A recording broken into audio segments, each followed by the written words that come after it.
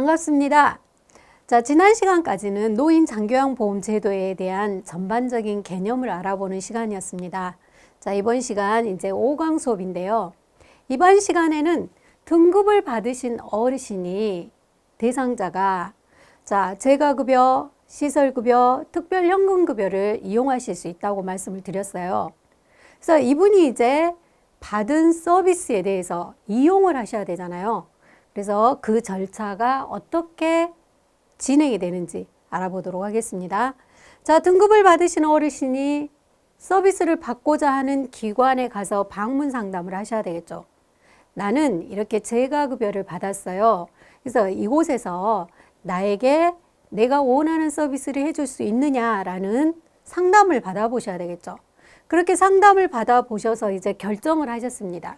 장교양 기관 하나를 결정을 하셔서 자, 이 서비스를 받기로 했다라고 한다면 이제 계획을 수립하셔야 되겠죠. 자, 계획을 수립할 때는 무작정 수립하는 게 아니라 대상자의 욕구를 알아봐야 되겠죠. 그걸 우리가 욕구 평가라고 얘기를 합니다. 예를 들어 방문 요양 서비스를 원하셨다. 그러면 방문 요양 서비스에서 자, 몇 시부터 할까요? 몇 시간을 할까요? 또는 어떤 서비스에 좀 주력할까요? 등등의 그분의 욕구를 알아봐야 되는 거죠. 그래서 그 욕구에 의해서 제공 계획이 수립이 되었어요. 그럼 이 계획을 수립한 내용을 계약을 체결을 하셔야 되겠죠. 계약서를 쓴다라고 얘기를 합니다. 그런 다음에 이 체결된 계약서 내용대로 서비스가 제공이 되어야 되겠죠. 그래서 그 다음에는 이 서비스 제공이 잘 되고 있는지 모니터링이 필요하겠죠. 그래서 하루 일과가 종료가 되기도 하고요. 또는 이제 이분과 이렇게 계약을 체결했지만 자, 사망을 하셨다든지 아니면 등급을 또 그 다음에 받지 못했다든지 여러 가지 이유로 종료가 되기도 하고 또는 다시 시작이 되기도 하겠습니다. 그래서 먼저 장교양 서비스 이용 지원에서는 여기서 중요한 건 이거예요. 계획서를 작성한 내용이 계약서에 들어가야 된다라는 거. 그래서 계약서의 내용대로 서비스가 이루어져야 된다라는 내용이 중요하겠습니다. 그러면 등급을 받게 되면 어르신한테 주어지는 서류가 두 가지가 있습니다. 첫 번째, 장기요양 인정서예요. 제목만 봐도 여러분들이 아실 수 있잖아요. 인정서. 그러니까 이분에게 장기요양 등급을 받으신 대상자가 되었다라는 인정을 해준다라는 서류가 되겠습니다. 먼저 인정서를 국민건강보험공단은 발급을 합니다. 그런 다음에 그 인정서를 기관에 제시하여야, 기관이라 하면 서비스를 받고자 하는 기관에 제시하여야만 계약이 체결이 된다라고 말씀을 드릴 수가 있겠고요. 장기요양 인정서에는 기본 인적사항이 들어갑니다. 기본 인적사항이라 하면 대상자의 성함 또는 주민등록번호 등이 들어가겠죠. 그리고 유효기간. 자, 이 인정은 몇 년간 해주는 유효기간, 그리고 몇 등급인지, 이용 가능한 급여, 재가급여냐, 시설급여냐 이런 걸 얘기를 하겠죠. 그리고 종류, 방문요양이냐, 방문목욕이냐 등, 그리고 수급자에게 필요한 안내사항이 기재가 되어 있습니다. 수급자에게 필요한 안내사항 몇 가지를 설명을 드리면요. 안내사항 내에는 장기요양보험료를 6회 이상 연체하였을 때, 연체는 이제 납부하지 않았을 때를 얘기를 하는 거죠. 장기요양급여를 예를 들어 방문요양을 받으시다가 장기요양보험료가 6회 납부하지 않았다. 그러면 서비스가 중단될 수 있다라는 설명입니다. 두 번째는 등급 신청을 했는데 내가 원하는 등급이 안 나왔어요. 예를 들어 원한다라고 하는 등급을 받을 수는 없지만, 그러나 내 지금 신체 상태 또는 나의 지금 모든 환경을 봤을 때 예를 들어 한 3등급 정도는 나올 거라고 예상을 했는데 5등급을 받으셨다. 그렇다면 이 신청을 해볼 수 있다라는 겁니다. 왜 내가 몸이 이렇게 나쁘고 나는 지금 상태가 이렇게 좋지가 않은데 왜 등급을 이렇게 낮게 줬는지 이거에 대한 2일을 신청해 볼 수 있다라는 겁니다. 이때는 이제 통보를 받은 날로부터 90일 이내에 이 신청을 하셔야 된다는 겁니다. 그리고 자, 갱신 신청이라는 것은 우리가 유효기간은 최소 2년이라 그랬어요. 자, 유효기간 2년이 다 되었을 무렵에 이제 갱신 신청이라는 걸 합니다. 요즘에는 이제 간편화되어서 굳이 대상자분들이 생각해놨다가 이때 갱신 신청해야지 하지 않으셔도 국민건강보험공단에서 다 관리를 해주고 있거든요. 그러나 이렇게 이제 갱신 신청도 유효기간이 끝나기 한 달 전에, 왜 한 달 전에 해야 될까요? 한 달은 이제 30일이니까요. 만약에 유효기간이 끝나버렸는데 갱신 신청이 들어가 버리면 이 신청을 하고 등급을 받기까지는 30일이 걸린다고 했어요. 그래서 그 한 달간은 등급이 없는 상태가 돼버릴 수 있다는 겁니다. 그래서 미리 등급이 완료되기 30일 전에, 90일 전부터 자, 갱신 신청을 해줘라 라는 내용입니다. 여러분들 뭐 어려운 내용은 아니시지만 여기에서는 중요한 게 어떤 거냐면 이 숫자들입니다. 6회라는 것과 그리고 이 신청은 90일 이내에 해야 된다는 것과 갱신 신청은 90일 전부터 30일 전에 해야 된다. 이 내용을 꼭 기억을 하셔야 되겠습니다. 자, 두 번째는 표준장기 요양 이용 계획서예요. 여러분 제목만 딱 봐도 이용을 어떻게 할 건지 계획을, 그래서 표준장기 요양 이용 계획서라는 겁니다. 계획을 어떻게 세워서 여러분들이 등급을 받으신 어르신들이 이용해야 되는지를 정확히 기록을 해준 서류예요. 그러니까 공단에서 제시하는 급여의 종류, 예를 들어 방문요양, 횟수, 자, 일주일에 몇 번 받으십시오, 몇 시간 받으십시오 라고 제시해서 보내옵니다. 그래가지고 자, 이용 가능한 한도, 그래서 이렇게 이용을 하시면 얼마만큼의 금액의 한도 내에서 이용을 하셔야 됩니다 라는 내용이 표준장기 요양 이용 계획서에 적혀 있는 겁니다. 그래서 이렇게 서비스를 받으시게 되면 자, 대상자분께서 납부하셔야 되는 본인 부담금은 얼마입니다 라고 금액이 제시되어 버리는 겁니다. 그러니까 어때요? 아, 대상자와 그 가족이 서비스를 이용하는데, 적절한 장기요양 서비스를 이용하는데 도움을 받는 서류가 표준장기 요양 이용 계획서라는 거죠.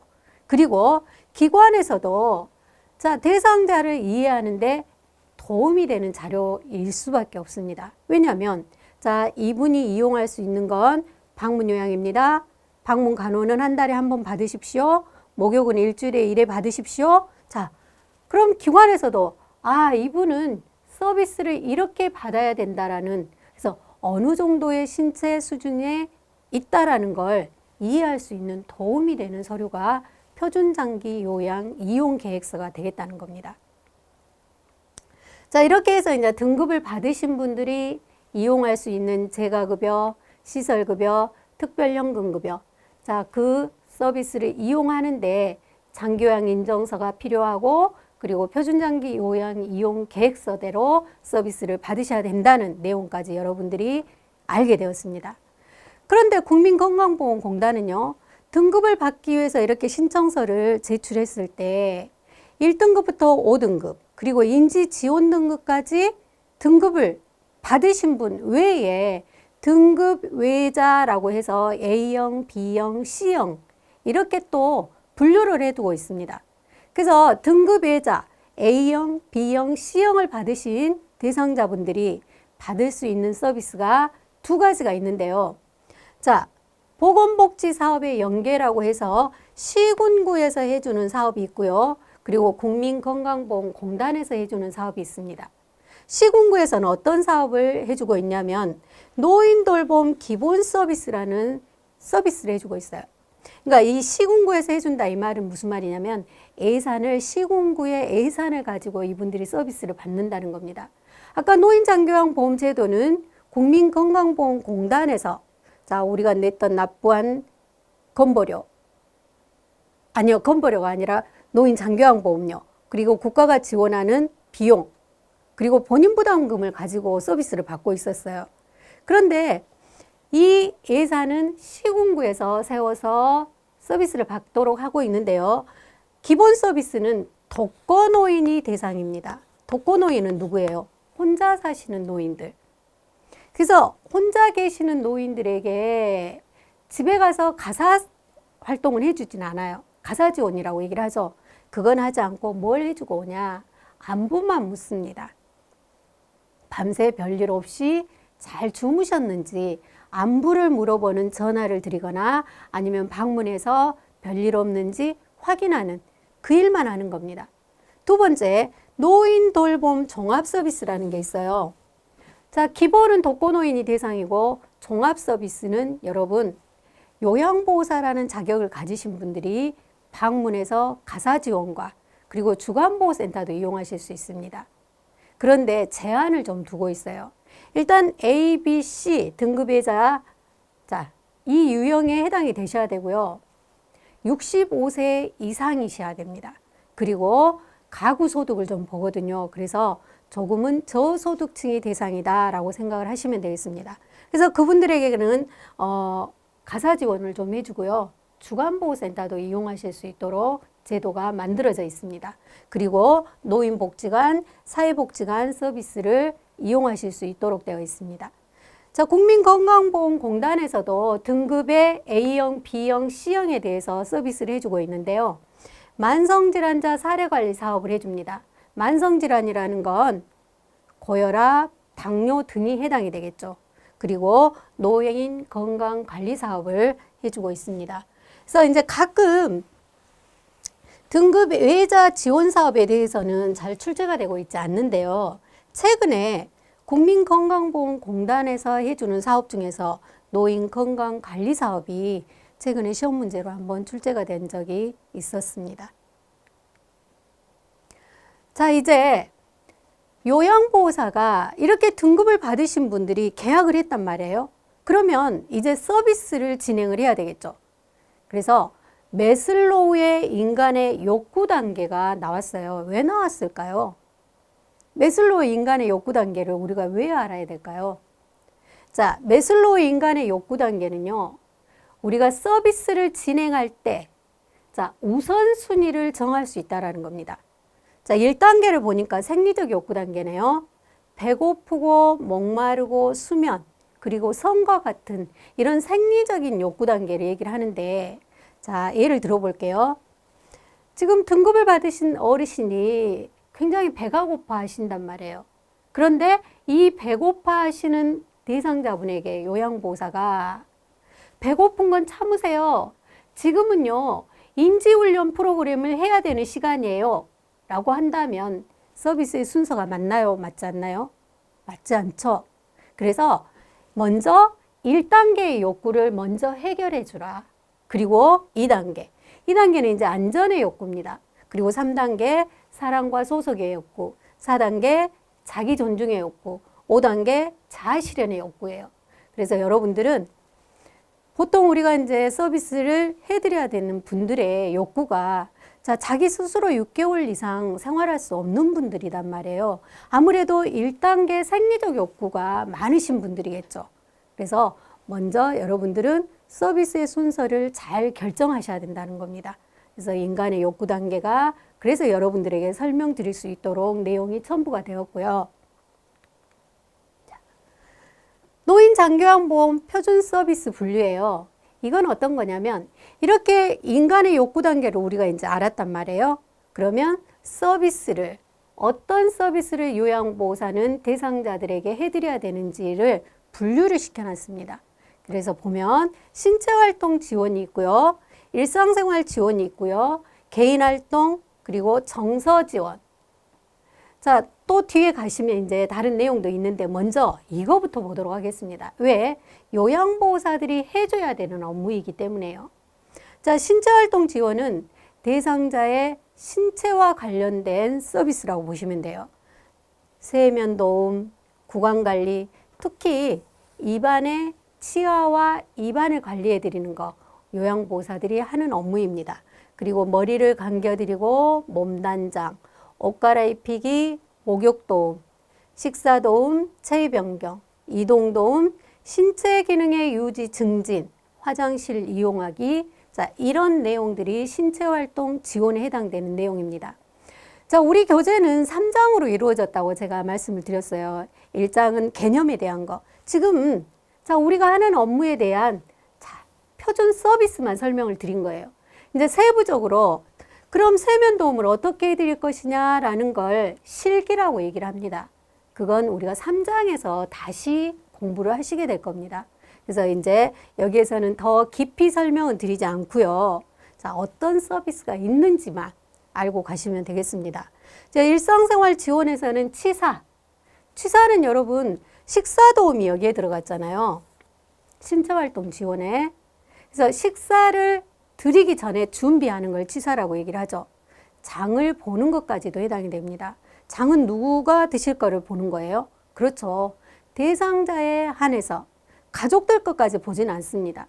자, 어르신이 드실 음식에 대한 장은 요양보호사들이 보셔야 된다는 거죠. 왜냐하면 그분이 보실 수 없기 때문에. 그래서 치사를 해서 자, 신체활동 지원해서 식사 도움은 드리는 거예요.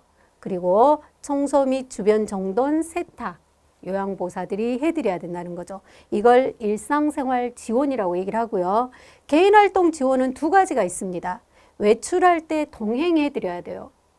누가 외출할 때요? 대상자분이 외출하실 때. 은행 가실 때, 관공서, 병원, 산책을 하고자 하실 때 옆에서 도움을 드려야 되는 겁니다. 그리고 일상 업무를 대행해 드리는데요. 대상자분이 하셔야 될 업무에 대해서 하실 수 없기 때문에 요양보호사가 대신해 주는 걸 대행이라고 얘기를 합니다. 그래서 물품을 구매하거나 또는 병원에 가서 약을 타오시거나 은행 업무, 관공서 업무 등은 요양보호사가 대신 대행해 드리는 겁니다. 자, 정서지원 서비스라는 게 있는데요.